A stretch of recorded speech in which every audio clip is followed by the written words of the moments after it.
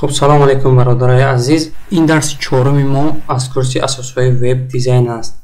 خب در هفته این کورس ما قرار داریم در آموزش زبان برنامه‌سازی جاوا اسکریپت.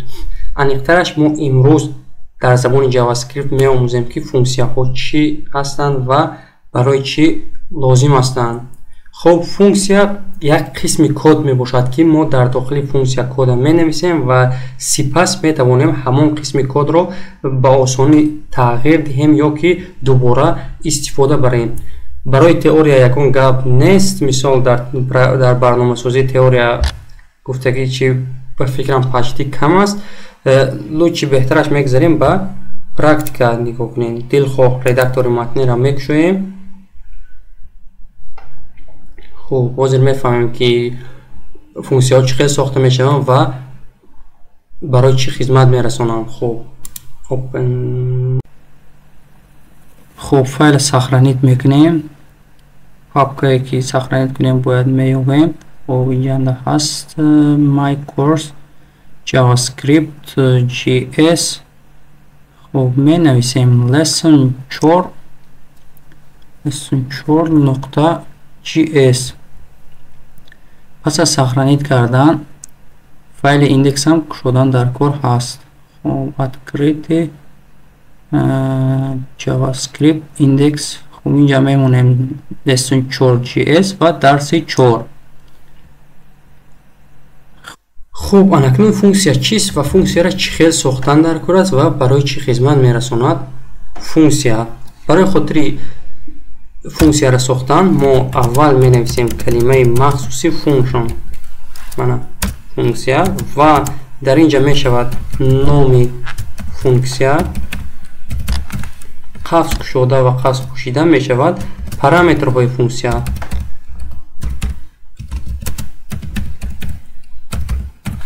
حتما با ورگل جدا کرده می شوند. خب قفس های سیستمی را می کشویم.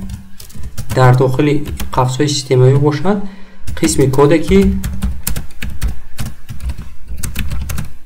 در داخل فونکسیا باید اجرا شوند.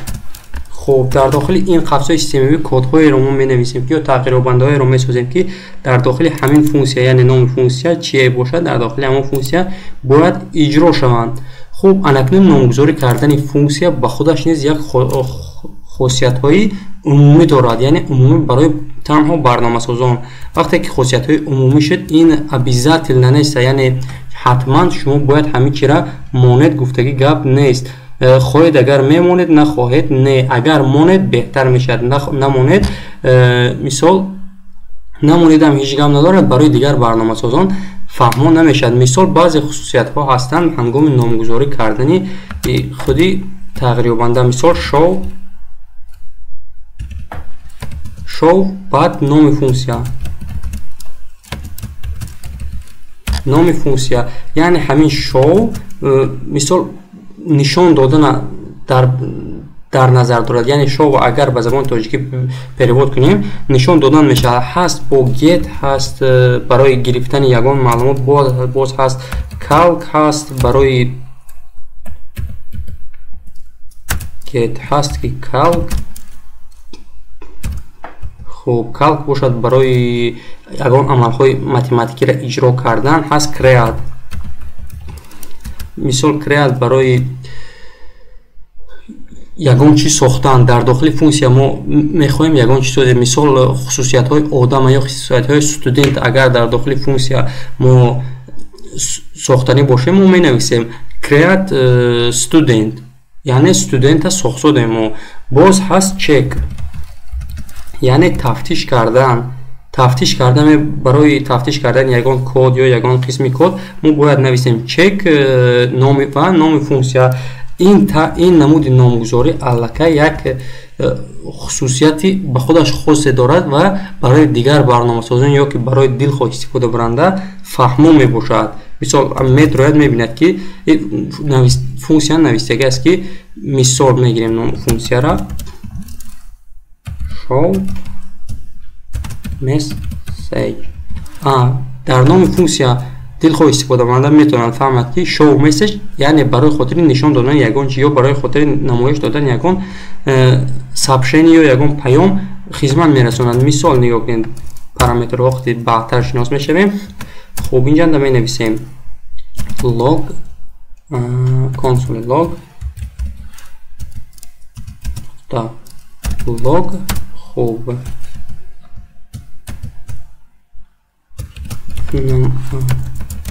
менависем намоиш додани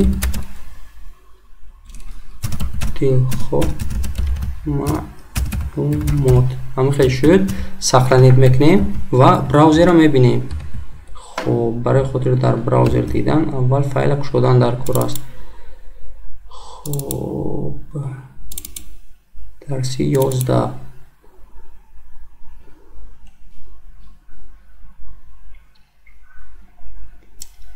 ин браузер қисми консол мегзарем.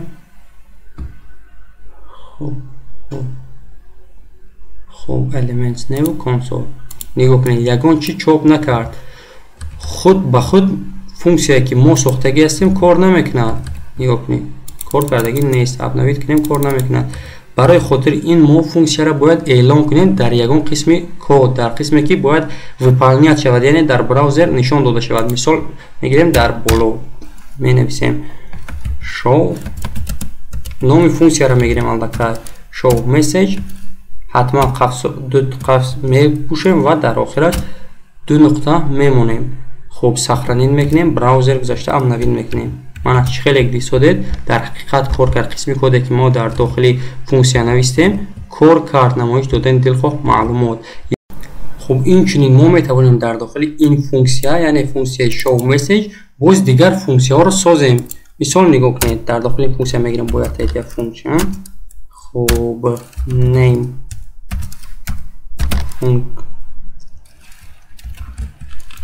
мисол номи функсия, параметрош ва қавсҳои системавӣ. дар дохили ин низ метавонем дилхоҳ кодро нависем бе ягон хатоки садфоиза кор мекунад. танҳо ин функсияе ки мо дар инҷа навистем дар берун аз ин функсия даступни нест. бояд мо дар дохили ҳамин функсия аввал ина коркардаша иҷро кунем. мисол нигоҳ кунед, барои коркарди ин маълумот мо дар мисол кодҳое ки дар дохили ин ҳастанд мегирем console log нуқта мисол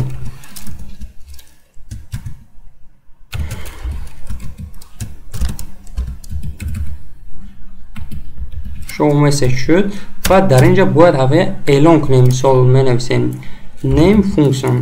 мана тамом. обновид карда ё сохранид карда браузера мебинем ки дар ҳақиқат кор мекунад ё ки не. сохранид. хуб ин браузер обновид. мана чӣ хеле дисодед ин дуюм функсияро малакае кор кард дар дохили функсияи дигари. анакнун функсияҳо ба фикри ман ҳозиран барои шумо нофаҳмо ҳастанд. барои хотири фаҳмотар шудан ман мисол месозам. як функсияи нигоҳ кунед, як функсияи нормали сохтан дар кор барои понятно шудан месозем функсия.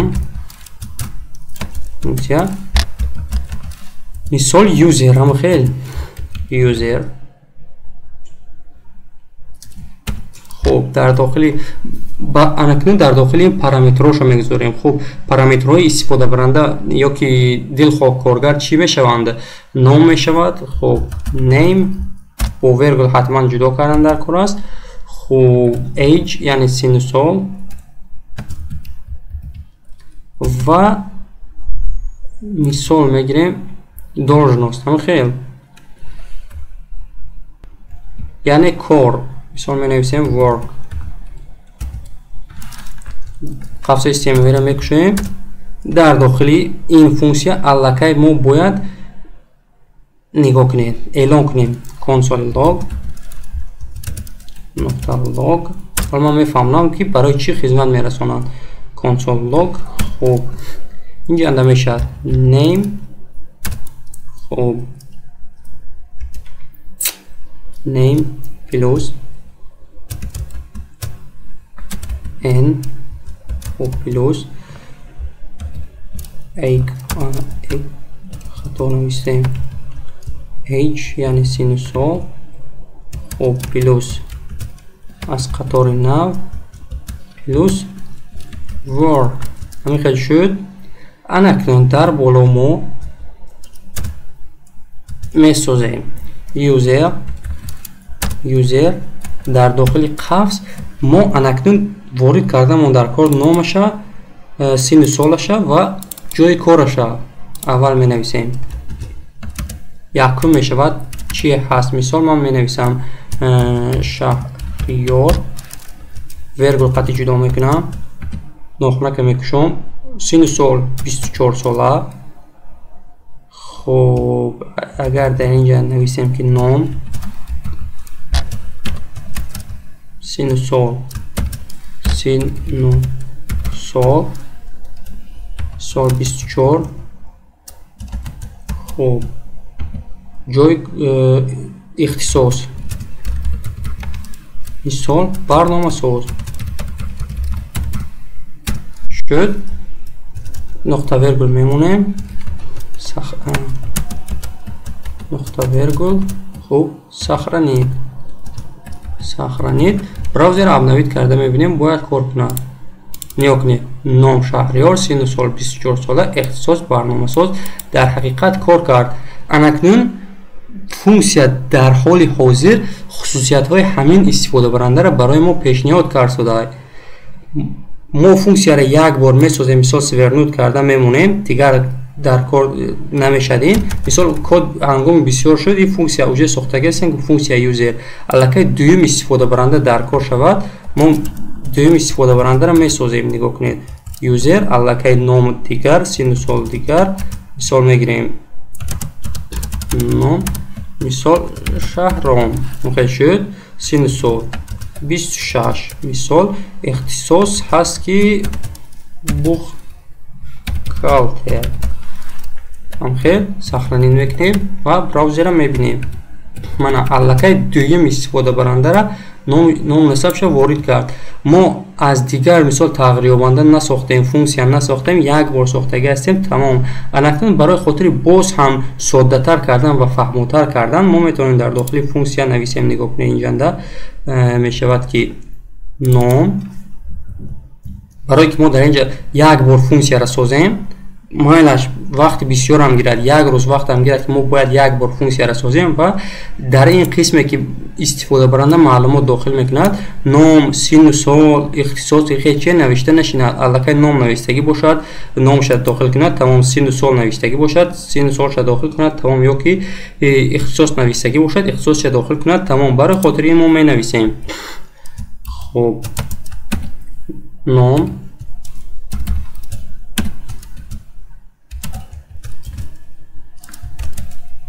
شد.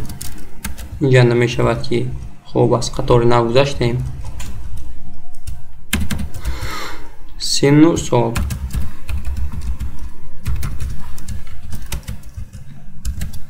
شد ورک یعنی اختصاص می نویسیم.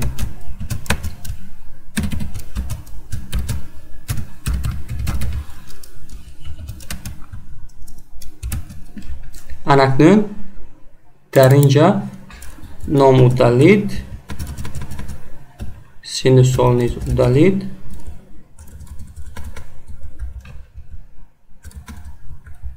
خب اختصاص هم گرفته میپرتویم الکی برای ما در کار نیست. سخرانین میکنیم و امنوید میکنیم.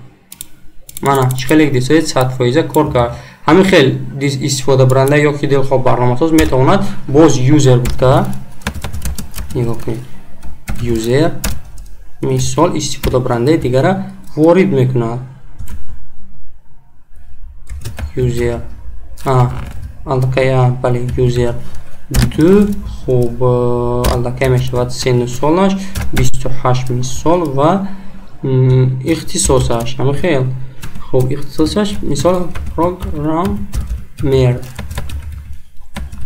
سخرانید و براوزر ابنوید میکنید حتما نقطه ورگل موندن در کارات سخرانید ابنوید. من خیلی دیده استفاده برنده سیوم وارد شد خب سین سالش و اختصاصش ما این قسمی مثال نام سین سال اختصاصش هم как бы ба монанди автоматизация ҳамин хел кардем бо ёрии функсия диде чӣ хел кора осон кард мо як бор месозем функсияра ва дар дохили код просто истифода бурсодем дар дарсҳои гузашта дарсҳои пештара мо ҳамин чиёро бо ёрии тағйирёбандаҳо сохта будем албатта мо низ дар инҷа тағйирёбанда сохтодем дар ҳаминҷа мисол ҳамин чие ки сохтагӣ ҳастем мисол nom age work ҳамин чиё ҳамчун тағйирёбанда омадагиам вазифаи тағйирёбандаро иҷро мекунанд не ки мо тағйирёбандаро як бор ворид кардем ва барои дилхоҳ истифодабаранда гуногун иҷро карда истодаем инчунин мо дар дохили функсияҳо метавонем тағйирёбандаро истифода барем ман комментария кунам хоб месозем функсия хоб мисол show message будам show message параметр дар кор нест аллакай дар ҳоли ҳозир хуб нигоҳ кунед let message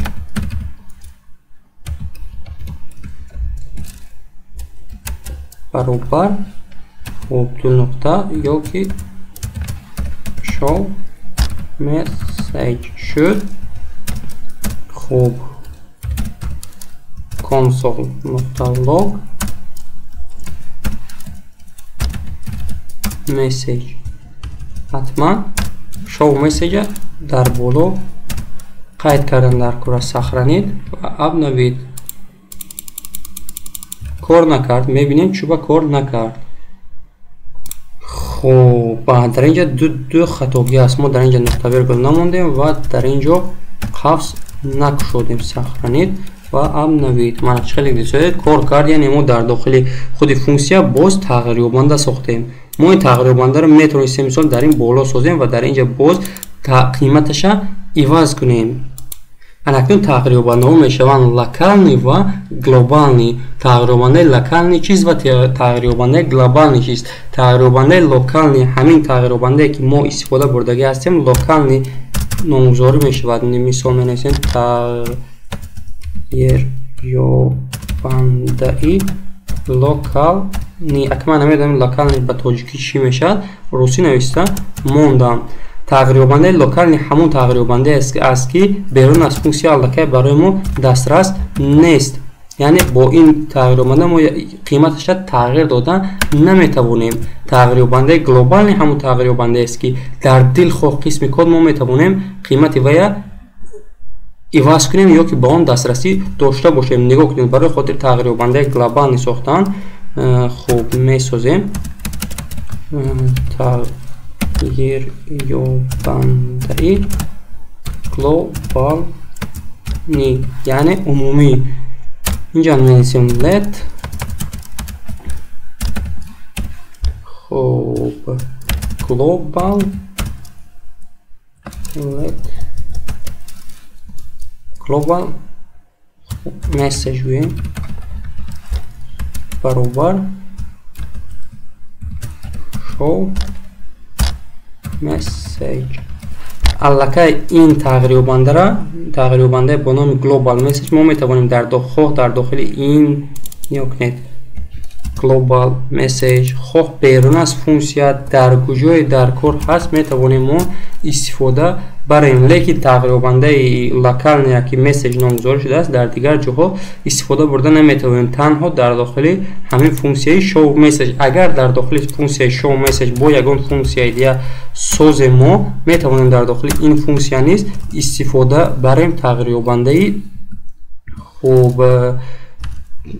show message нигоҳ кунед name функсия шуд name функсия аллакай ин тағйирёбандаи локалие ки мо сохтагӣ ҳастем барои функсияи name функсия глобални ҳисоб мешавад лекин барои дигар қисми код локални ҳисоб мешавад яъне дар дохили функсияи show message глобални ҳаст лекин берун аз функсияи show message аллакай локални хонда мешавад мисол барои хотири проверка кардани локални глобални тағйирёбанда инҷа мо менависем нигоҳ кунед шуд global message شد. تمام ساختنی میکنیم و براوزر یا با نوید میکنیم. خطاگی میبینیم در کجا خطاگی هست. اینجا اندر ما نقطه ویرگول نمونده شو مسیج global ساختنید و بنوید. بازم خطاگی هست. و نگاه کنید ما شو مسیج بالا از تغییر بنده گلوبال مسیج موندگی هستیم. این خیلی اعلان کردن لکه خطا هست. یعنی شو مسیج доступ ندارد به گلوبال مسیج. نگاه کنید اناکنون برای خاطر یافتن این خطاگی ما نگاه کنید در اینجا هست میگذاریم سورس یا اینکه با دلخواه جای خطاگی هم یا مشکل پخش کنید میگوید در اینجا چی خطاگی هست. نگاه کنید دوزه بالا اگر این بیم باید اشیبکش گود تا نگوستاد اشیبکره. خلاص در این قسم کد گفته در گلوبال مسیجات چی خطاگی هست. این ما باید پایان در تغییر بنده نویسیم. استوید سخرانید خب اب نوید اشیبکه گم شد کنسول شو مسیج گلوبال چوب کرد. نگاه کنید من این قسم کد در فونکسیا آورده چوب کردیم. این چون ما میتوانیم با یاری فونکسیا دلخواه عملهای اریتمتیکی را یا که متمتیکی را حل کنیم. مثال نگاه کنید فونکسیا کالک مثال مال یعنی عملهای متمتیکی میگیریم. نام یک یعنی رقم یک ویرگول خب نام دو نمبر دو شد. خب قفسه استیموی و در اینجا می‌سازیم یک عدد دیگر تغییر یابنده یا اینکه پریام در داخل خود کنسول می نویسیم کنسول نقطه لاگ خوب نام یک جام نام دو شد. میتونیم نمونیم دو نقطه. خب در بالا اعلان میکنیم کالک ماز. اگر ما پروستو اعلان کنیم خالی چاپ میکند. نگاه کنید پروستو اعلان کنیم و undefined چاپ میکند. نه یعنی نول گفتگی نتیجه. چون که ما برای این تغییر بنده‌ای که در داخل فونکسیا استفاده بردگی هستیم یگان قیمت بخشیدگی نیستیم. برای خاطر این ما باید در اینجا دو قیمت وارد کنیم. مثال 5 ویرگول و 10 همین خیلی ساختنید. خوب اب نوید من هر دوش جمع کرد 5 10 15 کاری ما را آسان کرده با مانند من این فونکسیایی که فونکسیا یوزر ساخته بودیم.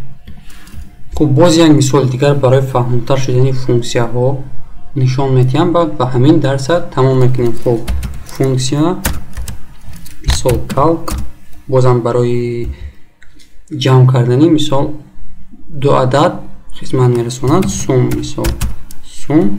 خب یکم میشود نام 1 یعنی رقم 1 و رقم 2.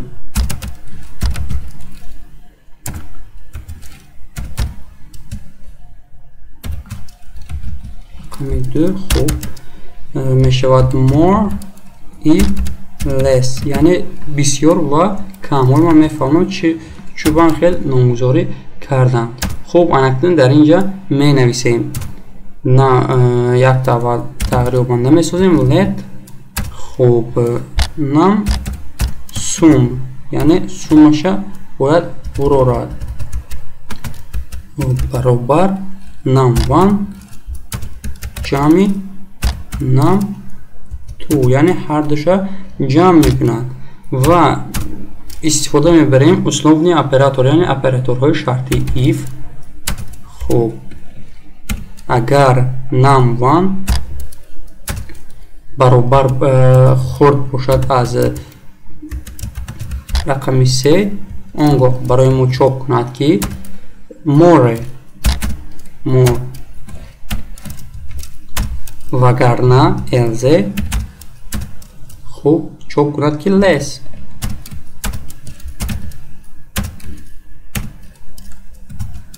خوب وگرنه چاپ کند که less شد. اکنون باز در داخل این فونکسیون میسازیم یک عددی دو عدد دیگر فونکسیون. در داخل این فونکسیون ما میتونیم بیرون از این فونکسیون استفاده بریم. با خودی خود این less و more کار نمیکنند. نگاه کنید میسازیم باز فونکسیون خوب show more message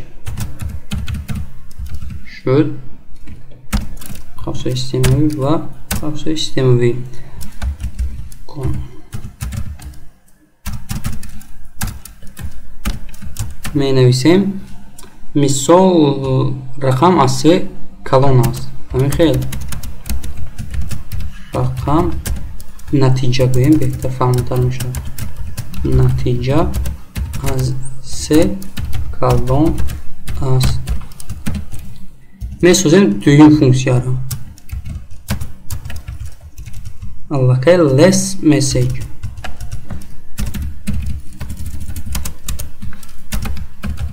less خطو less message نتیجه از 3 خرد است میشه.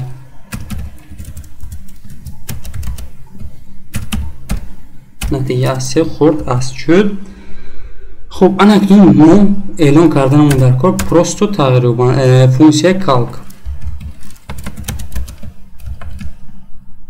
سوم. خب بکشویم یک تقریبا نمبر 2 نشان می شود یک و شو فونکسیون یکم شو مور مسیج و شو لس مسیج یعنی less message فونکسیون دوم سخرانی میکنیم. براوزر ابنوید میکنیم. نتیجه از 3 خرد است نویس. یک جمع یک در حقیقت 2 میشد. نتیجه از 1 خرد است. نتیجه از 3 خرد است بنویسه. یعنی فونکسیون دوم گرفت. فونکسیون دوم کار کرد. اگر ما همین 5 کنیم سخرانی کرده ابنوید کنیم مینویسد نتیجه از 3 خرد است. حاضر میبینیم چی خطایی هست. یک براوزر هم نوید نشسته است. هر دوشا جمع کرد. خب میبینیم در کجا خطایی است. اشیبکا همه وقت میشن در برنامه سازی.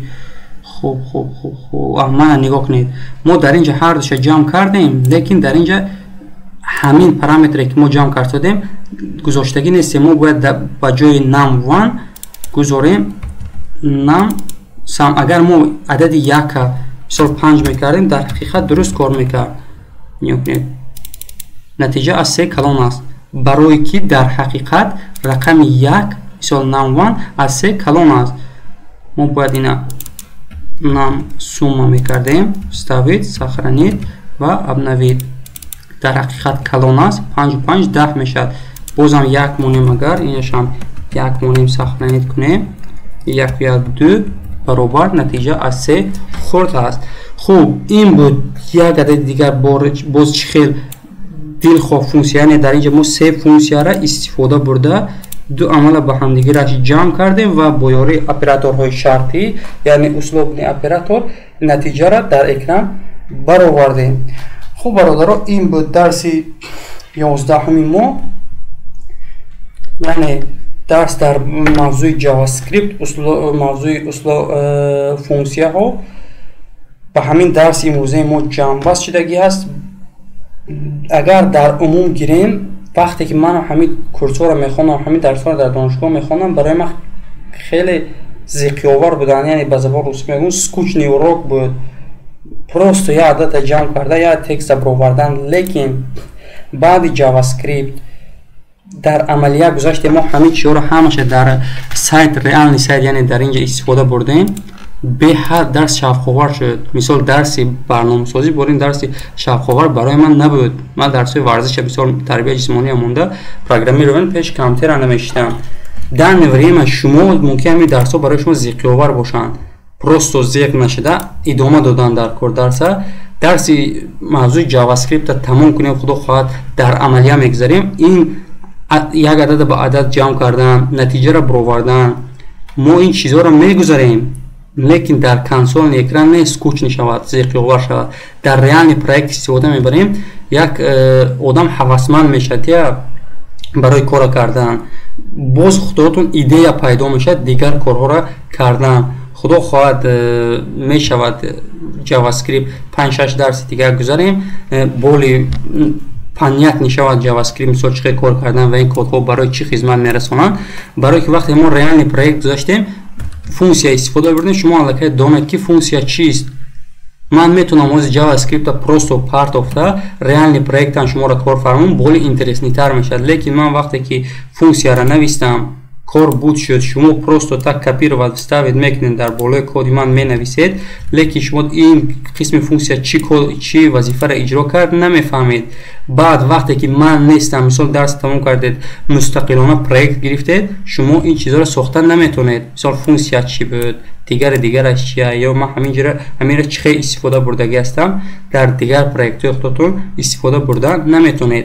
برای همین این درسایی که امروز ما گذاشتیم اینها قسم فوندامنتی اوروکو هستند، فوندامنتالنی درس ها هستند. این معنی همه چیو ضرور است که ناز فهمید و ناز درس را خوانید.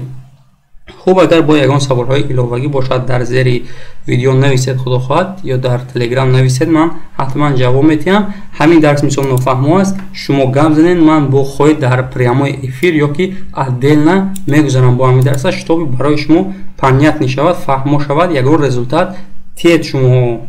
خیر و زیرش تا درس های آینده.